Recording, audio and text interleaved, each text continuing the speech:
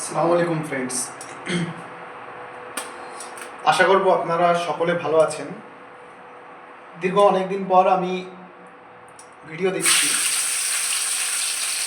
এবং এই ভিডিওটাই আমি কিছু গুরুত্বপূর্ণ কথা নিয়ে আলোচনা করব। ভিডিওটা আমি কোনোরকম এডিট ফেডিট কিছু করব না, এটা অনেক কষ্ট করে ভিডিওটা বানাতে হচ্ছে আমাকে। তো যেরকম ভিডিও আমি করছি এরকমই হয়তো আপলোড করে দেবো। তার কোনো জায়গায় যদি একটু ভুল ভ্রান্তি হয়, কথার মধ্যে যদি কোনো স্লিপ অফ টাং হয়, তাহলে কিছু মনে করবেন না। ওকে,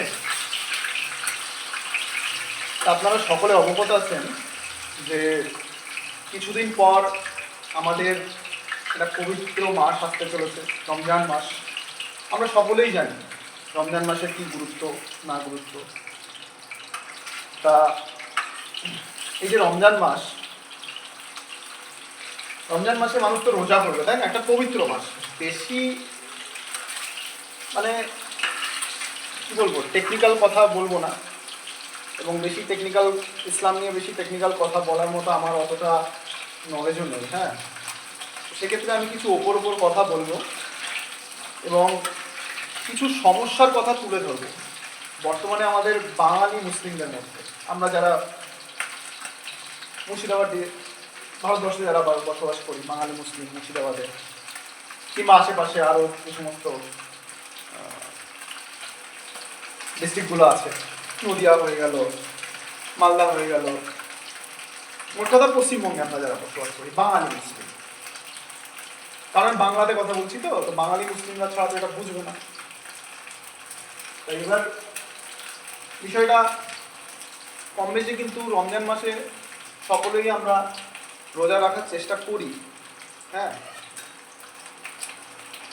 রোজা রাখার চেষ্টা করি এবং আমরা রাখিও রোজা, অনেকেই রাখি। হয়তো 5 ওয়াক্তের নামাজ অনেকেই পড়ে না, কিন্তু রোজাটা কিন্তু অনেকেই রাখে, এটা আমি দেখেছি।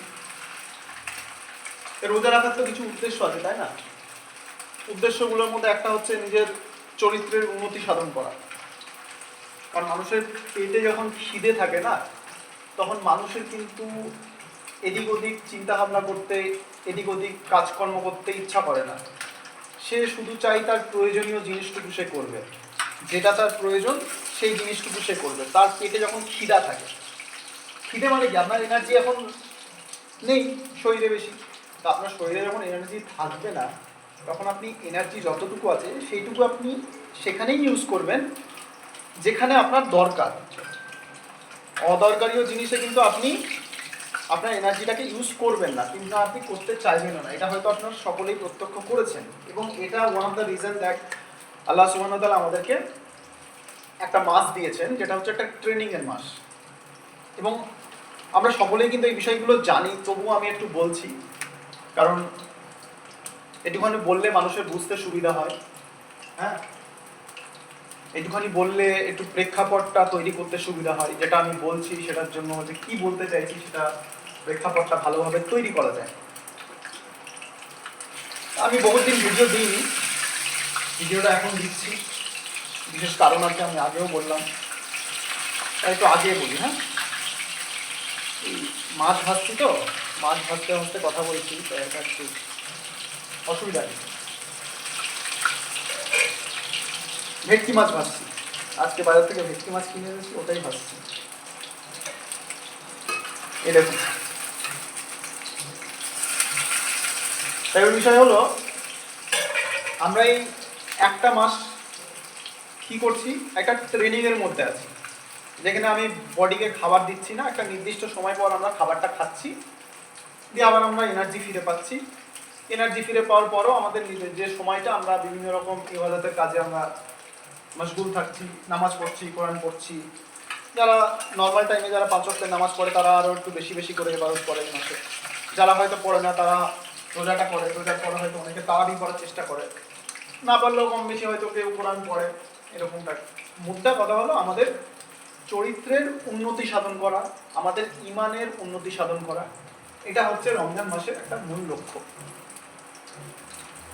একটা ওভারহলিং হয়ে যায়। কোনো একটা মেশিন কিনলেন আপনি, ঠিক আছে, ধরুন একটা আপনি ওয়াটার ট্রিটমেন্ট প্ল্যান্ট আছে একটা কোম্পানিতে, তা সেই ওয়াটার ট্রিটমেন্ট প্ল্যান্টে যদি ফিল্টার থাকে, যদি সেখানে আরও প্ল্যান্ট থাকে, সেগুলোর একটা নির্দিষ্ট সময় পর পর কিন্তু একটা ওভারহলিং করতে হয়। হ্যাঁ, তার মেম্বারগুলো চেঞ্জ করতে হয়, ফিল্টার থাকলে তার ওভারহলিং করতে হয়। কিংবা আপনি যদি কোনো কিছু কেনেনও বাজার থেকে, একটা এসি কিনলেন, একটা ফ্রিজ কিনলেন, নির্দিষ্ট সময় অন্তর অন্তর তার কিন্তু একটা মেনটেন্যান্স লাগে। উইদাউট মেনটেন্যান্স সিস্টেম কিন্তু রান করবে না, ব্রেকডাউন হয়ে যাবে। হ্যাঁ, তো রমজানটাও হচ্ছে আমাদের একটা মেনটেন্যান্স, বলতে পারেন প্রিভেন্টিভ মেনটেন্যান্সের মতো, যে যাতে আমাদের ব্রেকডাউন না হয় তার জন্য আল্লাহ সুবহানাহু ওয়া তাআলা কি করেছে, আমাদেরকে একটা প্রিভেন্টিভ মেনটেন্যান্সের একটা সিস্টেম দিয়ে দিয়েছে। যে একটা মাস তোমরা কি করো, ফুল ট্রেনিংয়ের মধ্যে থাকো, নিজের সিস্টেমটাকে আবার রিনিউ করার চেষ্টা করো। এর মাধ্যমে তোমাদের কি হবে, যে ইমানটা তোমরা হারিয়ে ফেলেছিলে, যে ইমানটা তোমাদের একটু কমে গেছিল, সেটা আবার তরতাজা হবে। হ্যাঁ, যে চরিত্র তোমাদের কিছুটা খারাপ হয়ে গেছিল, সেটা আবার তোমরা একটা উন্নতি সাধন করার সময় পেলে। তা আমাদের গ্রাম বাংলায় কি দেখা যায়, রমজানটা তো সবাই করবে, গ্রাম বাংলায় কি হয়, বেশিরভাগ লোকজন কিন্তু মাইগ্রেন্ট লেবার। মাইগ্রেন্ট লেবার মানে কি, তারা বিভিন্ন কাজে জেসিবি অপারেটর হিসাবে, রাজমিস্ত্রি হিসাবে, এগ্রিকালচার লেবারার হিসাবে বিভিন্ন স্টেটে গিয়ে তারা কাজ করে। কেরালাতে যায়, কর্ণাটকে যায়, ইভেন অনেকে দেশের বাইরেও যায়। হ্যাঁ, কাজ করে। তা তারা একটা দীর্ঘ সময় ধরে কিন্তু বাড়ির বাইরে থাকে, প্রায় 1 বছর, 1.5 বছর, বা কেউ 6 মাস, 5 মাস থাকে। ঈদের টাইমে, কোরবানির টাইমে তারা বাড়িতে আসে। তো এই যে রমজান মাসে আপনি রোজাটা রাখলেন, তারপর গ্রাম বাংলায় কি হলো, একটা বিপুল সংখ্যক মানুষের সমাগম হলো, বাইরের থেকে নিজের দেশে তারা বাড়ি ফিরল। এরপর কি হয় জানেন তো, একটা খুবই প্যাথেটিক একটা কাজ হয়, যেটা কোনোভাবেই ইসলামিক নয়, এবং পৃথিবীর কোনো মানুষ বলতে পারবে না, জাস্টিফাই করতে পারবে না যে এটা ইসলামিক কাজ। তবুও মানুষ কিন্তু সেটা করে। কি করে, ঈদের দিন নামাজটা শেষ হওয়ার পরই তারা কি করবে, গান বাজনা দিয়ে বিভিন্ন রকমের খেলা শুরু করে দেবে। এখানে দুটো পয়েন্ট আছে, একটা হচ্ছে খেলা, একটা হচ্ছে গান বাজনা। খেলার বিষয়টা আমি পরে বলবো, আজকে এই ভিডিওটা আমি গান বাজনার বিষয়টা বলছি। এই যে একটা নির্দিষ্ট ডেসিবেলের ওপরে মাইকে গান বাজানো কিংবা কোনো কিছু বাজানো, এটা তো একটা আইনত অপরাধ, তাই না? আইনের কথা বললে আবার অনেকে বুঝবে না, বলবে না আইনের মাধ্যমে আমাদেরকে দমিয়ে দেওয়ার চেষ্টা করা হচ্ছে। কিন্তু বিষয়টা এরকম নয়। আইন কিন্তু সবসময় মানুষকে দমিয়ে দেওয়ার চেষ্টা করে না। 1 মিনিট দাঁড়ান, আমি একটু থালাটা ধুয়ে নিই। হ্যাঁ, থালাটা ধুয়ে নিলাম, মাছটা ফ্রাই হয়ে গেছে, তুলে নেব। আইনের যে মুখ্য বিষয় সেটা হলো মানুষ যাতে গড়বড় না করে, মানুষ যাতে সমাজের মধ্যে ফিতনা ফাসাদ সৃষ্টি না করে, সেটাকে চেক অ্যান্ড ব্যালেন্স করা, এটাই হচ্ছে আইনের মুখ্য লক্ষ্য, প্রাইমারি অবজেক্টিভ অফ যে কোনো আইন। আমাদের আইনে কিন্তু বলে দিয়েছে যে আপনি কতটা জোরে মাইক বাজাতে পারবেন। কিন্তু দুঃখের বিষয় হলো, আমরা নিজেদেরকে মুসলমান বলছি, তাই তো, অথচ আইন ভাঙার জন্য সবার আগে কিন্তু আমরাই থাকছি। ঈদের দিনে বিশেষ করে কি করছি, বিভিন্ন জায়গা থেকে মাইগ্রেন্ট লেবাররা যারা কাজে গেছিল তারা বাড়িতে এলো। ঈদের দিন তাদের এবার এন্টারটেনমেন্ট দরকার, তারা এবার খেলা দেবে, বলবে যে না বাচ্চাদেরকে একটু খেলা দিতে হবে, বাচ্চারা ঈদের দিন আনন্দ করবে না, তো বাচ্চাদেরকে একটু খেলা দিতে হবে। খেলার বিষয়টা পরে আসছে, এখন মুখ্য বিষয় হচ্ছে গান বাজনা। তো গান বাজনা বাজিয়ে তারা বিভিন্ন রকমের খেলা দেবে। তো এই গান বাজনা যখন বাজানো হয়, ঠিক আছে, বেশিরভাগ ক্ষেত্রে কি হয়, যেই জায়গাটায় খেলাগুলো হয় সেই জায়গার আশেপাশে কিন্তু অনেক বাড়ি থাকে। তো সেই বাড়িগুলোতে ছোট বাচ্চাও থাকে, বুড়ো মানুষও থাকে, এমন লোকও থাকে যারা অসুস্থ। তা আপনার একটা প্রশ্ন করি, আপনি কতটা মানসিকতা নিয়ে মানুষ হয়েছেন আমি জানি না, তবে একটা জিনিস ভেবে দেখুন তো, আপনার কানের কাছে কেউ যদি উচ্চ স্বরে কিছু একটা চালিয়ে দেয়, আপনার কি ভালো লাগবে? নিজের বিবেককে প্রশ্ন করুন, ভালো লাগবে না।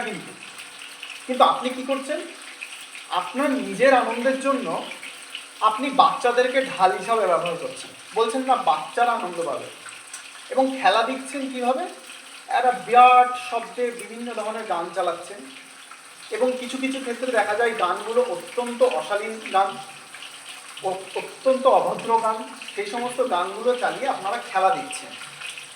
ঠিক আছে, আশেপাশে যে সমস্ত বাড়িগুলো আছে, যেখানে বুড়োরা আছে, যেখানে বাচ্চারা আছে, হয়তো কারোর এক্সাম চলছে, কেউ হয়তো অসুস্থ, তাদের কি অবস্থা হয়েছে হবে একবার ভেবে দেখেছেন, কিংবা হয় ভেবে দেখেছেন?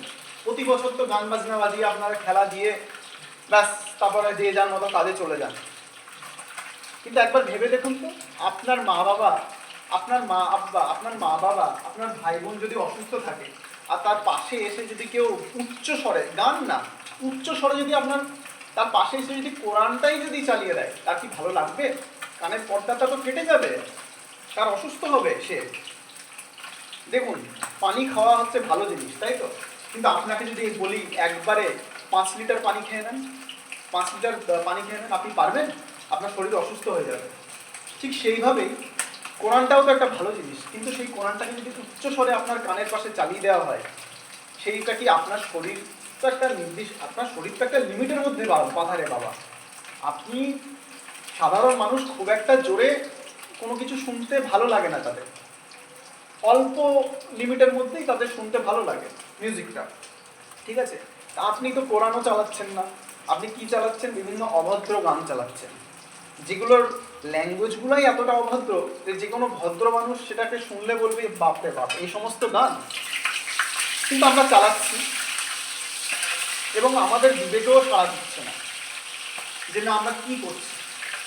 আমরা নিজেদের আনন্দের নাম করে সমাজটাকে কতটা নিম্ন স্তরে নামিয়ে দিচ্ছি। একটা জিনিস মনে রাখবেন, আপনি কি করেন, আপনার চরিত্র, আপনি কি করেন, আপনি কি বলেন, ঠিক আছে, এগুলোর দ্বারা আপনি মনে করেন যে আপনার পাওয়ারটাকে আপনি দেখাতে চাইছেন, তাই তো? কিন্তু এগুলোর দ্বারা আপনার পাওয়ারটাকে দেখানো অ্যাকচুয়ালি হয় না। শো আপনার ক্যারেক্টারটাকে আপনি অন্যদের সামনে তুলে ধরছেন। একটা খারাপ গান যখন আপনি চালাচ্ছেন, কিংবা একটা ভালো গানও যখন আপনি চালাচ্ছেন উচ্চ স্বরে, যাতে আশেপাশের মানুষের অসুবিধা হচ্ছে, তো তখন আপনি কি করছেন? তখন আপনি আশেপাশের মানুষকে তো আপনি অসুবিধায় ফেলছেনই, তার সাথে সাথে আপনি নিজের ক্যারেক্টারকে অন্যদের সামনে তুলে ধরছেন। এটা কি কোনো প্রকারে এটা কি ইসলামিক হতে পারে? আমাদের তো কত বড় বড় হুজুর আছে, কত মাদ্রাসা আছে, জানতো একবার যে কোনো মাদ্রাসায় গিয়ে জিজ্ঞাসা করেন তো যে কোনো হুজুরকে, আচ্ছা ঈদের দিন যে এই কাজটা করি এটা কি ইসলামিক কাজ? আচ্ছা, আপনার যদি মাদ্রাসার হুজুরদের সাথে প্রবলেম থাকে, আপনি কোনো একটা শিক্ষিত মানুষকে জিজ্ঞাসা করুন তো, যার কোনো পলিটিক্যালি মোটিভেটেড এম নেই, তাকে জিজ্ঞাসা করুন তো যে আমরা এই কাজটা করছি এটা কি ঠিক কাজ? যে কোনো সুস্থ স্বাভাবিক মানুষ বলবে না, নিতান্তই অভদ্র কাজ। দেখুন, বিষয়টা হলো কারোর কোনো নির্দিষ্ট গোষ্ঠী সম্পর্কে, কোনো নির্দিষ্ট গ্রুপ সম্পর্কে আমার কোনো অভিযোগ তো রয়েছে, কিন্তু তাদের উপর কোনো রাগ নেই। এই যে আমি বলছি মাইগ্রেন্ট লেবাররা এটা করে, শুধু কি মাইগ্রেন্ট লেবাররা করে? অনেক মানুষ যারা গ্রামে থাকে তারাও এটা করে। হ্যাঁ, তা আমি তাদের সবাইকেই বলছি যে না, এই জিনিসটা করবেন না। আপনি তো একটা মাস, রোজার রমজানের একটা মাস পুরো ট্রেনিং করলেন যে আপনার ক্যারেক্টারটাকে কী করে আপনি ভালো করবেন, আরও উন্নত করবেন। তাহলে ঈদের দিন একটা পবিত্র দিন, সেই পবিত্র দিনে একটা অপবিত্র কাজ করে আপনি কেন জিনিসটাকে আপনি খারাপ করছেন? ভেবে দেখুন, আপনার গ্রামে এরকম অনেক ছোটোখাটো নেতা থাকবে যাদের মুখ্য উদ্দেশ্যই হলো এটা যে আপনারা যাতে ঈদের দিন খেলাটা দেন।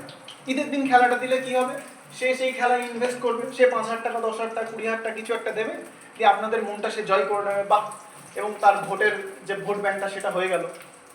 এটা আমি কোনো পলিটিক্যাল পার্টিকে বলছি না, এটা যে সমস্ত লোকেরা এটা করে, যে সমস্ত নেতারা এটা করে, হ্যাঁ, ধর্ম বর্ণ নির্বিশেষে যে সমস্ত নেতারা এটা করে, এবং যে কোনো পলিটিক্যাল পার্টিরই হোক না কেন, যেই করে, এবং আমরা জানি যে যারা যারা এটা করে আমরা তাদেরকে খুব ভালো করে জানি যে কোন কোন লোক এটা করে। ঠিক আছে, তাদের উদ্দেশ্য কিন্তু এটা নয়, আপনাকে আনন্দ দেওয়া তাদের উদ্দেশ্য নয়। তাদের উদ্দেশ্য হলো আপনাকে এই জিনিসটার মধ্যে আপনাকে নিয়োজিত করে ভবিষ্যতে আপনার সাপোর্টটা তার কাছে রাখা।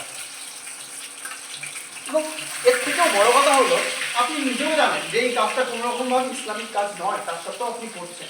এবং আপনাকে যখন কোনো ভালো লোক বোঝাতে আসছে যে ভাই বাপজান এই জিনিসটা করো না তোমরা, তখন আপনি কি বলছেন? আরে তুমি যখন ছোট ছিলা, তুমি যখন ইয়াং ছিলা, কিংবা তোমার ভাই কিছুদিন আগে তো তোমাদের বাড়িতেও এটা হয়েছে, আর তুমি আজকে আমাকে বারণ করছো কেন? আরে ভাই তার বাড়িতে হয়েছে, সে তো করেনি, সে তো জিনিসটাকে সাপোর্ট করেনি। আজকে আমি আছি, আমার ভাই যদি একটা খারাপ কাজ করে আমি তাকে বলবো ভাই খারাপ কাজ করিস না, কিন্তু সে যদি আমার কথা না শোনে আমার দোষ কোথায় সেখানে, তাই না? ঠিক সেরকমভাবে একটু ভেবে দেখবেন, যারা আপনাকে সৎ উদ্দেশ্য নিয়ে যারা আপনাকে অ্যাডভাইস করছে, ঠিক আছে, তাদের কি দোষ আছে? তাদের অ্যাডভাইসটা আপনারা শুনছেন না কেন? তাদেরকে এই এই বলে আপনারা হেও মেরে উড়িয়ে দিচ্ছেন যে তারা যখন ইয়াং ছিল তারাও তো একই কাজ করেছে। আরে বাবা, আপনি সাহাবাদের জীবনে কি শোনেননি, পড়েননি? ঠিক আছে, শোনেননি? সাহাবারা তো আগে কত পাপ কাজ করেছে, কিন্তু তারপর তো তারা ভালো হয়েছে, তাই না? ভালো হয়ে যাওয়ার পর সেই সাহাবাদেরকেই তো আমরা মানছি। হ্যাঁ, তাহলে একটা মানুষ যখন ভালো হয়ে গেছে, সে ইয়াং ছিল সেকালে সে খারাপ কাজ করেছে, ঠিক আছে, কিন্তু সে তো এখন ভালো হয়ে গেছে, আপনাকে ভালো উপদেশ দিচ্ছে, আপনি নিচ্ছেন না কেন? দেখুন ভাইজান, দুনিয়ার জীবন হচ্ছে সীমিত জীবন। আপনি আজকে বেঁচে আছেন, আপনি কালকে মারা যাবেন, হতে পারে 30 বছর পর মারা যাবেন, হতে পারে 5 মিনিট পর মারা যাবেন, কিন্তু মারা যাবেন। কিন্তু মারা যাওয়ার পর আপনাকে তো একটা জায়গায় গিয়ে আপনাকে জবাবদিহি করতে হবে। আপনি কি জবাব দেবেন বলুন তো? এটাই জবাব দেবেন যে আল্লাহ সুবহানাহু ওয়া তাআলা আপনি আমাকে আমাদের জন্য একটা রমজান মাস দিয়েছিলেন, রমজান মাসে রোজা টোজা তো করেছি, অনেকে রোজাও করে না, কিন্তু আমরা রোজা টোজা তো করেছি, কিন্তু রোজা করার পর আপনি যে উদ্দেশ্যের জন্য রমজান মাসটা দিয়েছিলেন সেই উদ্দেশ্যে আমরা আগুন ঢেলে দিয়েছি কিংবা পানি ঢেলে দিয়েছি। না কি করেছি? আমাদের চরিত্র উন্নতি সাধন ছিল রমজান মাসের উদ্দেশ্য, তা আমরা সেই সব জিনিস ভুলে গেছি। ভুলে গিয়ে আমরা কি করেছি? ঈদের মতো একটা পবিত্র দিনকে গান বাজনা বাজিয়ে অপবিত্র করে দিয়েছি। ভেবে দেখুন জিনিসটা। তো বন্ধুরা, এখনো সময় আছে, রমজান মাস সামনে, রমজান মাসটাকে আপনারা ঠিক করুন, এবং তার সাথে সাথে আপনাদের যদি কোনো কিছু করতেই হয় যে ঈদের দিন আমরা কিছু একটা করব, তাহলে কোনো কিছু একটা ভালো জিনিস করুন। ঈদের দিন একটা রক্তদান শিবির করুন, তো দেখি। আপনারা তো এতে জানেন আপনাদের কত নাম হবে। আপনারা বলবেন না নামের জন্য আমরা কোনো জিনিস করি না, ঠিক আছে, করেন না, তা খারাপ জিনিসটাই বা করছেন কেন, তাই না? একটা ভালো জিনিস করেন, রক্তদান শিবির করেন, আপনারা জালসা দেন। জালসাটা যখন দেবেন সাউন্ডটা মোটামুটি একটু লিমিটের মধ্যে রাখুন, যাতে মানুষের চারিদিকে অসুবিধা না হয়। অনেক বৃদ্ধ মানুষ থাকে, তাদের সাউন্ডে অসুবিধা হয়, অনেক হার্টের রুগী থাকে, তাদের সাউন্ডে অসুবিধা হয়, ঠিক আছে? রক্তদান শিবির করুন, কিংবা অন্য কিছুও করতে পারেন, আরও অনেক ভালো জিনিস আছে। ঈদের দিন আপনার বৃক্ষরোপণ প্রোগ্রাম করুন, যে না আজকে তো মুসলিম সমাজ সবাই দেখতে পাচ্ছেন আমরা কতভাবে বদনাম হয়েছি। এমনভাবে বদনাম হয়েছি যেভাবে বদনাম হওয়ার কোনো রিজনই ছিল না, সেভাবেও বদনাম হয়ে গেছি আমরা। যেখানে আমাদের দোষ ছিল না সেখানেও আমাদেরকে দোষী করে দেওয়া হয়েছে। তা আমরা কি সেই জিনিসটাকে ঠিক করতে পারি না? এই ভালো কাজগুলোর মাধ্যমে আমরা কিন্তু ঠিক করতে পারবো। ঈদের দিন এইসব ছেড়ে দিন ভাইজান, ঈদের দিন করুন ভালো কাজ, রক্তদান শিবির করুন, বৃক্ষরোপণ করুন। আশেপাশে যদি আপনাদের পুকুর থাকে, আশেপাশে যদি আপনাদের কোনো নালা থাকে, সেগুলোকে আপনার পরিষ্কার করার একটা প্রোগ্রাম করতে পারেন। অনেক কিছু করা যায়, ভালো জিনিস চাইলে অনেক কিছু করা যায়। তো ইনশাল্লাহ ভিডিওটাকে বেশি বড় করব না। এই ভিডিওটাকে বন্ধুরা আমি বলবো, যাদেরকে ভালো লেগেছে তারা লাইক করুন, শেয়ার করুন, তাদেরকে শেয়ার করুন যারা ঈদের দিন গান বাজনা বাজিয়ে খেলা দেয়। তাদের বিবেকটা জাগ্রত হওয়া উচিত। কারণ একটা শুনুন, আমি একটা জিনিস বিশ্বাস করি, সেটা হচ্ছে শিক্ষিত হচ্ছে সেই ব্যক্তি যার বিবেক জাগ্রত, কিন্তু যার বিবেক মরে গেছে সে কিন্তু শিক্ষিত নয়। আপনি হতে পারেন যে আপনার কোনো প্রাথমিক এডুকেশন নেই, আপনি স্কুলে যাননি, কিন্তু আপনার বিবেক যদি জাগ্রত থাকে আপনি কিন্তু শিক্ষিত। তা আপনার বিবেক কি জাগ্রত? এই যে জিনিসগুলো বললাম, একটা জিনিসও কি ভুল? যদি ঠিক থাকে আর আপনার বিবেক যদি জাগ্রত থাকে, তাহলে আপনি অবশ্যই এই জিনিসগুলোকে অ্যাকসেপ্ট করবেন। বন্ধুরা, আমি আপনাদের আবারও বলবো, আমার এই ভিডিওটাকে বেশি বেশি করে শেয়ার করুন, বেশি বেশি করে লাইক করুন, যাতে করে ইউটিউবের যে অ্যালগোরিদম থাকে সেখানে এই ভিডিওটা বেশি বেশি করে আসে। আমার এই ভিডিওর লক্ষ্য এটা নয় যে আমার অনেক সাবস্ক্রাইবার হয়ে যায়, না, এটা আমার লক্ষ্য নয় এই ভিডিওর। আমার এই ভিডিওর লক্ষ্য হচ্ছে যাতে করে আমার এই ভিডিওর মাধ্যমে যদি একটি মানুষও চেঞ্জ হতে পারে, সেটা আমার জন্য সাদকায়ে জারিয়া হয়ে যাবে, এবং আপনার জন্যও সেটাই হবে। আপনার মাধ্যমেও যদি একটি মানুষ যদি চেঞ্জ হয়, তাহলে সেটা আপনার জন্য সাদকায়ে জারিয়া হয়ে যাবে। আপনি সে যত নেকি করবে আপনার সেই নেকির মধ্যে কিছু পার্সেন্টেজ ভাগ আপনিও পেতে থাকবেন। তো বন্ধুরা, ধর্ম বর্ণ নির্বিশেষে আমি সকলকে বলবো, যারাই এই ভিডিওটা দেখছেন বেশি বেশি করে ভিডিওটাকে শেয়ার করুন, এবং মানুষ যাতে ঈদের দিন কোনো এমন কোনো কাজ না করে যেটা দেশের আইন ভঙ্গ হবে, কিংবা যেখানে আপনার আনইসলামিক কাজ হবে, এমন কোনো কাজ যেন আপনারা না করেন। আপনাদেরকে এটা আমার অত্যন্ত বিনম্রভাবে একটা রিকোয়েস্ট, আপনারা প্লিজ এই কাজটা করুন, এবং বেশি বেশি করে তাদেরকে শেয়ার করুন যারা এই ধরনের কাজের মধ্যে জড়িত, এবং তাদেরকে বোঝান ভাই, বোঝান যে না, এই জিনিসটা আমাদের বন্ধ করতে হবে। ইনশাল্লাহ ভাই, এরপরে হয়তো আবারও ভিডিও বানাবো, ইনশাল্লাহ দেখা হবে আবার।